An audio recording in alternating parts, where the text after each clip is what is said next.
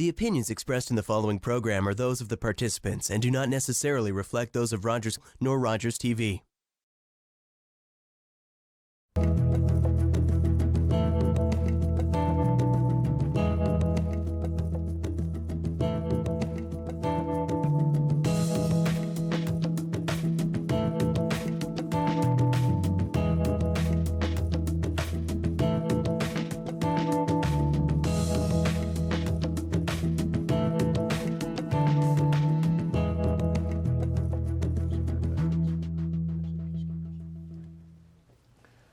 Hey, how are you? I'm Sandy Brown, Mayor of the town of Orangeville. This is Talk 519 on Rogers TV.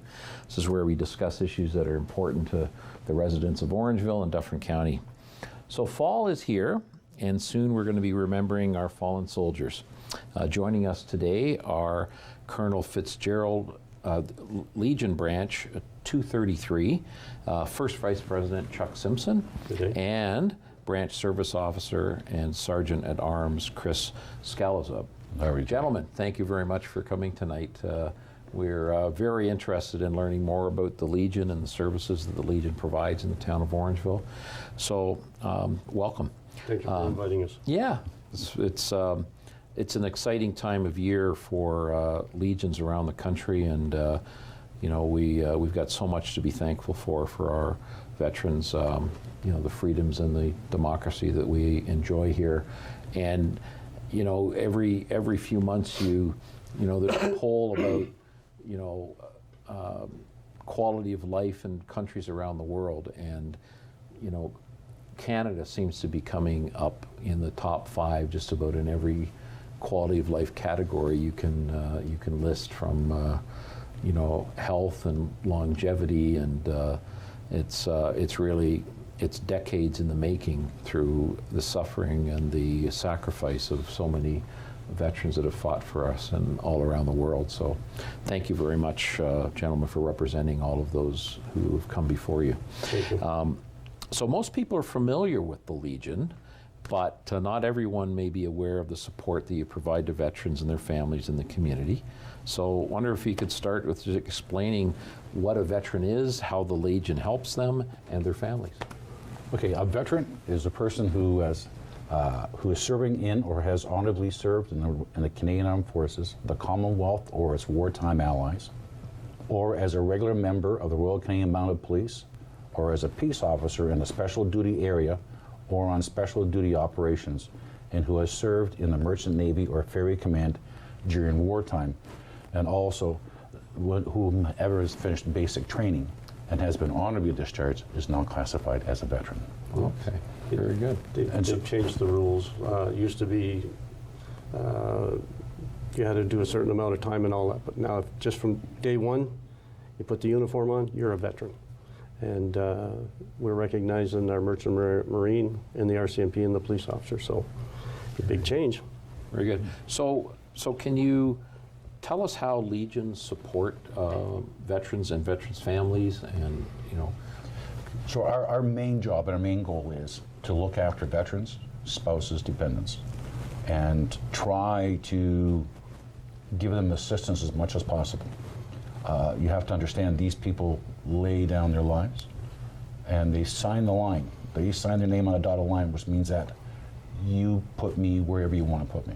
And there's nothing, as we as being service military personnel can say, I don't want to go there, because it just doesn't work. Right. And so we as a branch itself in the community here, we try to find as many veterans as we can. And so what we do is we contact them, or they contact us and saying, mainly right now we have a lot of World War II and Korean vets that are coming out of the woodwork because they are now needing more help, because a lot of them are passing away, their spouses are passing away, they're being left alone. So we, as a branch service officer, we now get touched by some of us, a family member, saying, my dad's in an old age home, or my father's in a hospital, or and he can't, we have no place to go to. Right. So we as a branch will step in, and so what we do is we have to first confirm if they were a veteran. And then once we have the confirmation of the veteran, so we get some paperwork. It's like anywhere else, we have to do paperwork all the time. Sure. So once we find out, which is a simple phone call, everybody knows their service number once you're in the service, because it's just drummed into you. Right. And once we have that verification, we can give them almost anything in, because what happens now is we have forms that now let us go into the archives. As myself as a branch service officer, I'm just a middleman between the Department of Veterans Affairs and the client, or the veteran itself, or the spouse, or the dependents, because we look after all of them. Right. As part of this. What about the support that Veterans Affairs is giving? Is there enough? I know there's been some, talk in the news about withdrawal of some money, about adding. Where does it sit right now in terms of support that you're getting from the federal government? I myself personally can't speak for the general amount of people. Is that we as service officers can only assist to get them to have their files, make sure they're verified, what they're looking for. So if it's glasses and stuff like that, hearing aids. We do help people in assistance. It's called Leave the Streets Behind. So this is a veteran who's actually on the streets and have no place to go. Right. So if they're on the streets, and this is one thing I really have to express is, if you see somebody on the street and you think he might be a veteran, please stop and talk. Say, are you a veteran? Because we can start and we can find him a place to stay right away. Some resources for and we have things open right away, and this is part of my job with the branch. I think you'll find the hardest thing for veterans to do is to admit they need help. Right. We're a pretty proud bunch, especially the World War II and the Korean vets have come back. Okay, I had the uniform off, I'm back, take it off, I'm going back to my job, I'm going doing this, I've done my bit for my country. But they don't realize that your country still has more to give them, especially their families, especially if wives, a veteran had passed and the wife doesn't know, oh, I'm done with whatever, my husband's gone. Not, you're still part of the system. If you need help, there have been cases where the Legion has gone and fought for veterans' pensions. The man has gone, but the wife has got a nice piece of change, so to sort of be blunt, to help her in not knowing. So Chris's job is to go out there and find those people, get the paperwork, and then get it to hire so they can go fight the battles with the big bureaucracy up there. Right. Yeah. One of the notes here was about PTSD, mental health services. We've got veterans who have fought in the Middle East recently and may be affected by some of these things. PTSD is a term that's really only come to the forefront in the past 20, 30 years probably. They had different names. Yeah. Shell shock. And the 1,000-yard stare and that funny look. So there was different things. Right. So are those resources available now easily for veterans, or is it a struggle to get We have support groups for that. We at the Legion, quite a few members now, but I think about 10 members have taken a course on mental health to deal with PTSD, because we have to know, understand, and look for these changes, what people are going through. But they still won't admit it. Right. And that's the difficulty. But once we can get them to start talking, then we can send them in the right direction. To be honest, just to talk about this, we probably have to come back to it many times. It's like anything. We do have our own manuals that we have to do. So I didn't bring you the book, but there's a binder list thick with all the different things. But there is PTSD, there is financial counseling, there is medical assistance. It's becoming more prevalent, and the public is pushing and getting back there. So that's the support we're getting. So can you also share with us how the Legion supports other community organizations? Can you tell us more about the events that you do? That's right in my wheelhouse. This is his expertise. All right. Of course, the standard. This is the happy stuff. Yeah, this stuff we I'm just familiar. talked about some of the unhappy things that happen. The Remembrance Day, of course, is the main day for us. Canada Day, another day, celebrations honoring our citizens and our veterans. We also support two cadets. We have the 1849 Lawrence Scott Cadet Corps here in Orangeville, and we support the 85 Tornado Air Squadron Cadet. Got to say, I keep calling it Tornado. Out of Grand Valley. Yes. And we support them through the Poppy campaign and the funds. In November, we figure out what we have left, the percentages, and then we calculate what we can give to the cadets, and then Captain White and I'm sorry, I can't remember the new commanding officer. We invite them over and say hi to support these young men and women, which is what we need. Yeah. We have a bingo trust. We run Thursday night bingos. It's small. But out of that, so far we've... So this is at the Legion, and what time is it run on Thursday, nights? we start at 7 o'clock. First number goes off. We sell our cards at quarter after. We have a canteen. It's becoming quite popular, especially with the ladies that live around the area. Right. Someone said it's a happening now on Thursday, so okay, use those words. So it's a couple hours, is it? Or 7 to about 9:30, quarter to 10. Okay. We have good parking, and we have handicap assist. And like I said, we have a canteen. No alcohol, unfortunately, sorry, rules and regulations, but... But somebody walks out there with $100 every night or so.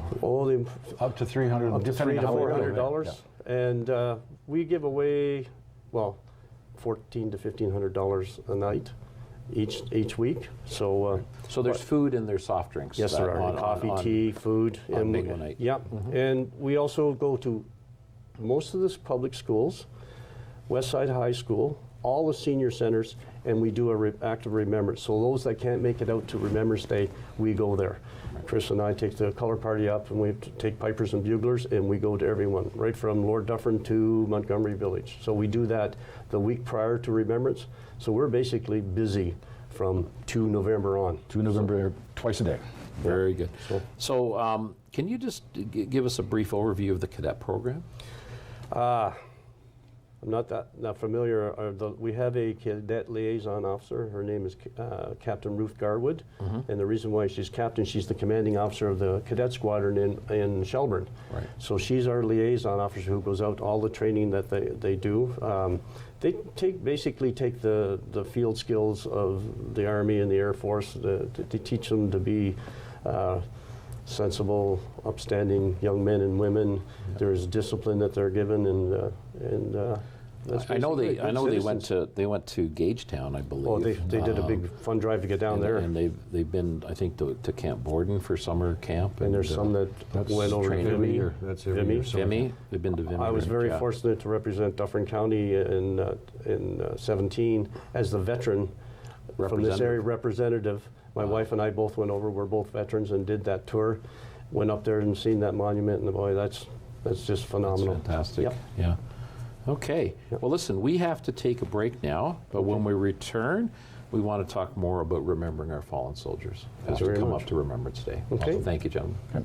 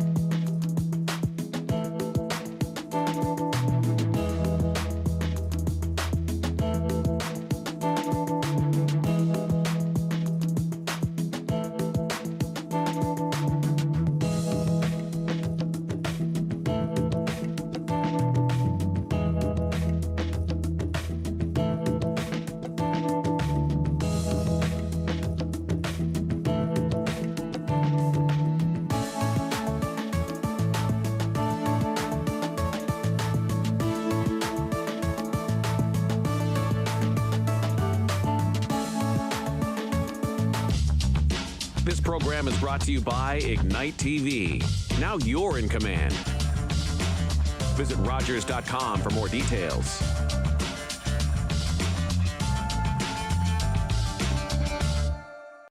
Looking for great seats to all the action? Rogers Super Sports Pack delivers. With NBA League Pass, get up to 40 out-of-market games every week, all season long. More dunks, more slams, more to love, live in HD. NBA League Pass, part of the Rogers Super Sports Pack. All this for only $35.95 a month. Order through your remote on Channel 431 or call 1-888-ROGERS-1 today.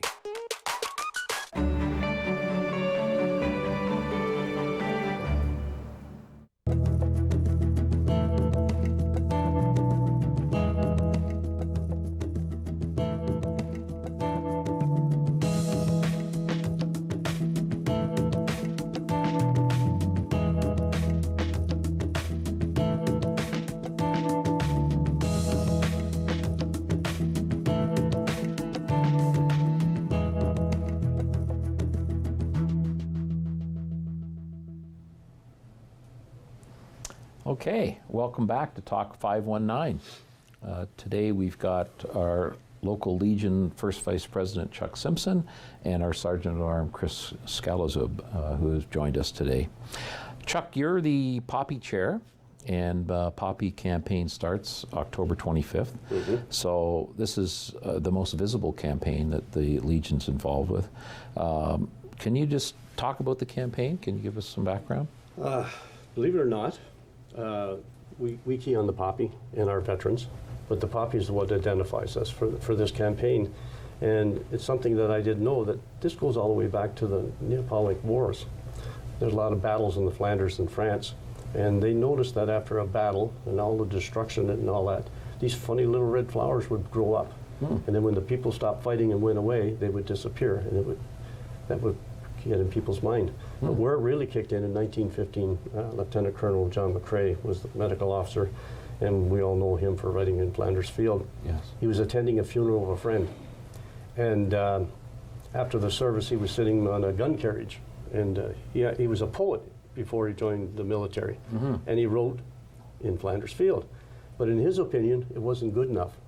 From what you hear the stories and things like that, and he threw it away. And a friend came along, and he picked it up and said, no, you got to publish this.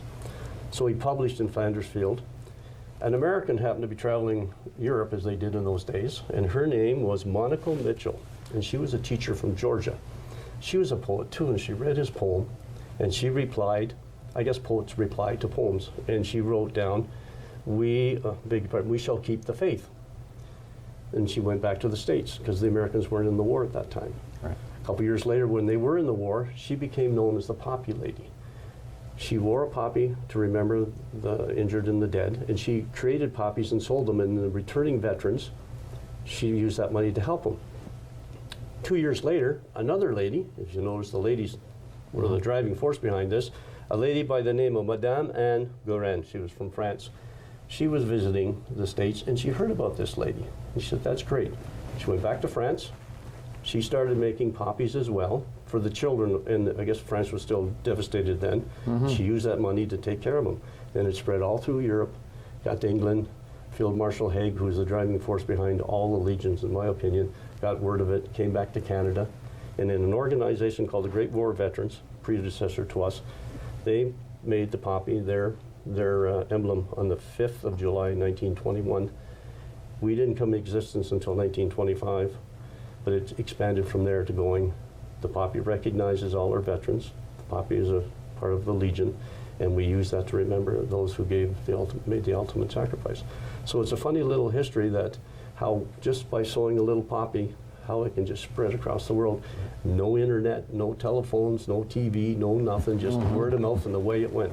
So that's how it came in. It's been incredibly successful. So yes, it has. I got some stats here. In 2017, 19.8 million poppies were distributed in Canada. So that's fantastic. Yeah. So where can one get a poppy? Like where are they sold now? Of course, at the branch. All the stores and businesses that graciously allow us to leave the boxes. Yes. Or us out front or inside. Right. I have to admit, all the businesses that have allowed us to canvass at their place, no one has ever been refused entrance. Orangeville has always been generous. You can come inside. They set up a spot for us. And there's a start for the poppy program. 25th of October, mandated by law, right to the 11th of November. We cannot distribute, give anything On November 11th. on the 24th of October. It's just, it's by the law. And after the ceremony on November 11th? Yeah. Now, are we supposed to take our poppies off on that at that time, or Here how? we go. What are the rules? Maybe I shouldn't be so dramatic, but I'm going to do this now. Okay. A lot of folks, they say you take it off and you either put it away or you dispose of it in a proper manual respectfully. Right. But there are times when, say if you can wear it to a funeral to show respect or celebration of life or anything like that. But there are some members who wear it because when you donate money, and we never sell, we always donate, that is your poppy. Right. So even though we say we request that you do it, you don't have to. If you want to wear it all year round, who am I to say? You wear it all year round. Who am I to say you shouldn't? I'm sure I'll get a phone call later, but that's the way I feel. Remembrance is just not the 11th of November. It's 365 or 6, depending on the year, all year round. So we should be remembering. And if someone sees this, it keys people in. Poppy, I remember that, and keeps people remembering. So one of the other important things on Remembrance Day is the wreaths, and I know, having participated in a Remembrance Day service in Orangeville, this is a very popular thing. There's a lot of businesses and individuals that will purchase wreaths and place them in our cenotaph. So how does one get, I guess... You got your little form. We do have a form here. So You can call our Legion, and Chris has the numbers. For those who are interested, there's 3 different options here. A $45 cross, a $50 smaller wreath, and a $75 large wreath. And you can place it during the service. Yes, you can. Or prior to, I guess. It It'll be better after 11 o'clock, after 11 o'clock. after our service. We set it up. It's organized that you come down, we have your name, we'll have everything ready to go. So when you come up, and my name is John Smith, we will give you the wreath. We do have, for protocol, we have a certain order that we put first, that we escort up. The Governor General, the Lieutenant Governor, followed by the Silver Cross Mother, and then the dignitaries down. And then we invite people to come up and put their wreaths down in honor of their veterans after that. Right. So there is a certain order, but we will have, you can either come pick them up and take them down to yourself, or we will have them there ready for delivery for your pickup on that day. Right. So it's Very good. ready to go. And it's all handled directly through the Legion. Through the Legion. At the branch there. Yep. That's And very we're taking orders now. Okay. Yep. And the phone number is 519-942-2077 or 519-942-4895. Great. Yeah. So the Legion, you've got members. I know, just reading the news that legions across the country have been struggling with membership. So I imagine the same is the case here locally. How does one become a member of the Legion? It's not like the old days where you're a veteran or you're a dependent of a child or of a veteran. Any member in good standing, good Canadian citizen, can join the Legion. You just come in, I would like to join the Legion, or you can go online. You can join online now, and you're checked out and you're verified. And What's the annual fee to be a member of the $50 prior to the 30th of November, and $65 after that. We have an early bird. Okay. So if you join up on the 29th, you get it $50, and if you join on the Make a 1st of savings. December, $15. $15 more. So to save $15, join early.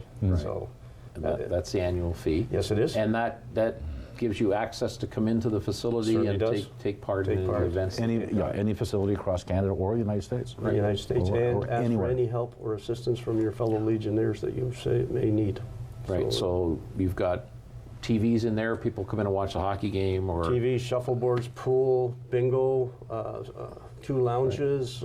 We have. So there's a bar there, there's also food served as well. Yes, there is. And what are the hours of the Legion? Like when do you... Well, we just revamped our hours for winter time, so that just got done last night. I would so say we're- from 3 to 9 on certain days, and from 3 to 7 on other days.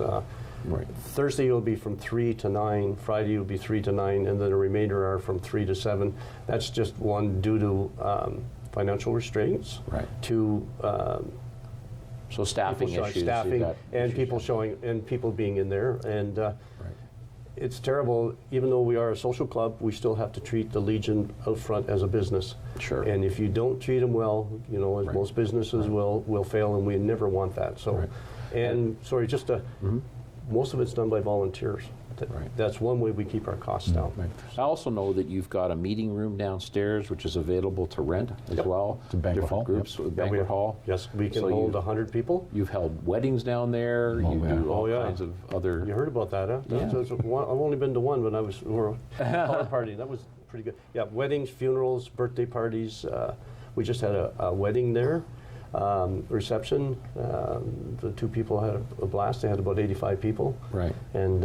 And so your auxiliary ladies can provide a meal there? oh, yeah, at a reasonable price. Yeah. They have everything. You just walk in and you're served. You have the choice of being served or work on a buffet. There's a bar. We run a bar downstairs where you don't need to bring any your own bartender. We have it licensed, and we have access, elevator access, lots of restrooms, good parking, good location, good town. Right. Yeah. So anyway, anybody out there looking for a place to go to have some fun, membership in the Legion is only $50. So it's a great place to support. Remember, up to the 30th of November. Right. After that, we want the extra. You want the 50. extra money, right? So it's 30th November, just a 12-month annual. Yes, it is. Yeah. Right. So, so the other, can you just walk us through your Remembrance Day service from morning to yeah? I know it's a very hectic experienced in day that. for you guys, and there's a parade involved. So, can you just quickly just go through that?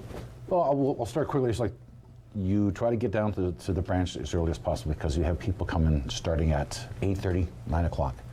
We have it open to members of the Lawrence Scots regiments from Brampton and from other areas. So this is open up to members of Borden or anybody. Right. And even different groups that we have affiliated in Orangeville. So we have, give you some clubs that we have that march with us. Lions so we have Club, Knights of Columbus, the seat. They march with us, same as the members of the police forces, emergency services and stuff. They So do you'll march line with them us. all up there on. We line them up there. We start putting them in On different John little Street? sections on John Street, and then we have the our pipers, and then our color party, and our cadets, and our veterans, and all that stuff in there, and we march down. So we leave about 10:30. 10:30 because we have to get all set up down there because of the size of, with the amount of people that we're now having at Alexandria Park, is that we have to sort of have a few of our red sashes, what we are wearing now, down there trying to direct and trying to get people back. So we have. Like, have you felt, reached out to your other lead? I mean, our Remembrance Day service is really very well attended. It's fantastic. It must be one of the most successful ones in Southern Ontario. It really is. I think it is. And really have to hand it to you, gentlemen, and the whole Legion for putting this together. But unfortunately, we're out of time. That's fine. But I really thank you for joining us tonight, and looking forward to this year's Keep in mind Remembrance for Day. next year, we can finish the conversation. Of course. Thank you so much. You're welcome. Thank you, gentlemen. Sir. Thank you. Thank you. Yes, Appreciate it. all the Thank you. best. Thank you.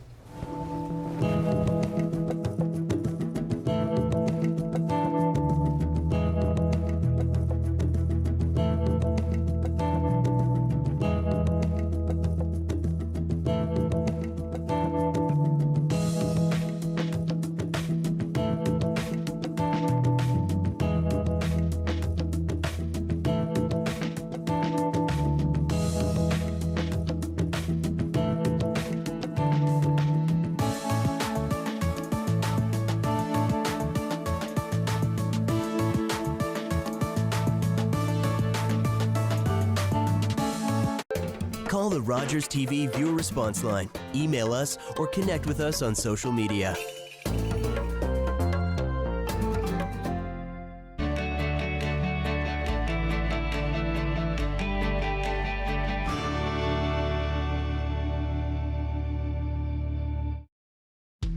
Sometimes it's hard to say goodbye to an old friend. But when you're saying farewell to your vehicle, Kidney Car makes it fast and easy. Just